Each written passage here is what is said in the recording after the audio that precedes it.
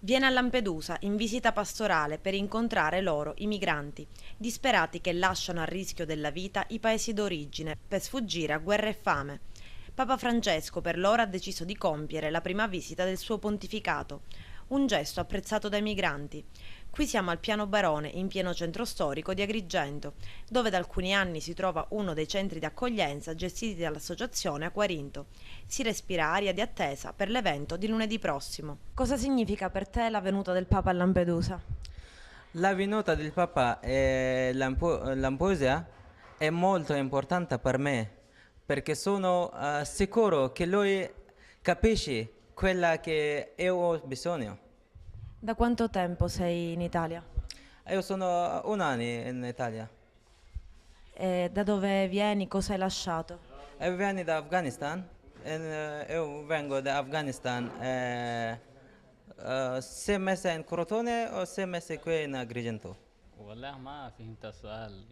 عرب Che è شوية arrivato a عربنا. Lampedusa, che era andato tutto bene, che il viaggio per fortuna sono tutti vivi e sono stati accolti bene dall'isola in sé. Il Papa ha scelto di venire a Lampedusa. Che cosa ne pensi? Cosa rappresenta per te?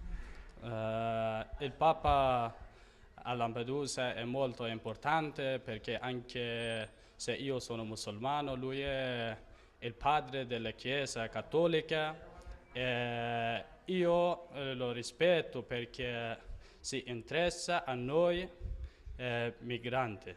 Da dove vieni? Io vengo dall'Afghanistan. Cosa hai lasciato? Perché hai scelto di andartene, di rischiare la vita magari in un viaggio pericoloso?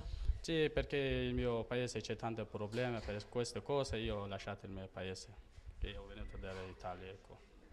احنا روحنا لامبروزا الساعة 6 عند Sono لامبروزا partito استقبلونا dalla كويس Libia, كويسين eravamo in ناس كويسين 62 persone, siamo arrivati a يعني جايين Lampedusa. 60 نفر كده Devo dire che il viaggio è stato 62 molto نفر duro e لامبروزا يعني pericolosissimo, però استقبلونا allo الساعة stesso 6 tempo a Lampedusa ci hanno لامبروزا accolto كويسة molto bene. كويسين Il fatto che il استقبلونا Papa andrà a كويسين Lampedusa per me è una cosa molto importante, fa capire alle persone che lui è vicino a tutti noi cristiani e musulmani che siano e che fa capire anche che il viaggio che tutti noi facciamo è un viaggio veramente rischioso. Coordinatrice del centro è Mary Fiore, assistente sociale. Di Papa Francesco e si sta rivolgendo veramente agli ultimi, quelli scordati da tutti ma non da Dio sicuramente. Loro arrivano qua con una busta di plastica con pochissime cose e questo è quello che rimane veramente del loro passato. Hanno addosso solamente la loro pelle, quella che veramente è arrivata sana e salva da questo triste viaggio.